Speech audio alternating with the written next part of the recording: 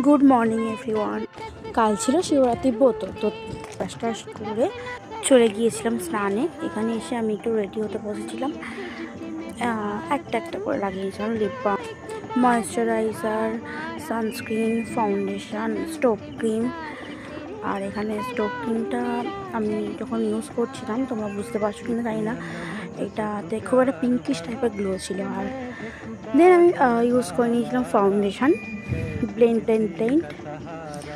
আর আমি জানি না, এটা হয়তো get ready with me video হয়ে যাচ্ছে, মানে শিবরাত্রি আর গেট রেডি উইথ মি দুটো একসাথে আমি করে ফেলেছি। তো যাই হোক, তাই দেখো। এখানে আমি ইউজ করে নিয়েছিলাম ফেস পাউডার মেকআপটাকে লক করার জন্য, একটু ব্রাশ, ব্লেন্ড ইউজ করেছিলাম লিপস্টিক। আর আমার একটা লিপস্টিকে কখনোই পোষায় না, তাই আমি 3টে সেটের লিপস্টিক পরে আর একটাকেও দিয়েছিলাম, সেটা ভিডিও নেওয়া হয়নি, নিয়েছিলাম। তারপরে এখানে পরে নিয়েছিলাম কাঁচের চড়ি, যেহেতু শিবরাত্রি ব্রত সেহেতু যেটুকুই মেকআপ করেছিলাম সেটাকে ফিক্সার দিয়ে লক করে নিয়েছি। নিয়ে এটাকে একটু শুকিয়ে নিয়ে ইউজ করে নিয়েছিলাম একটু পারফিউম।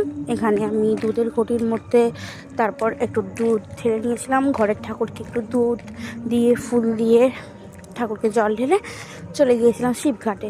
এখানে শিবঘাটে অতটাও ভিড় ছিল না, কারণ আগের দিনে অনেক লোকই করেছে ব্রত, তাই সেদিনে আর অতটা ভিড় ছিল না। এখানে বাবার মাথায় জল ঢেলে নিয়েছিলাম।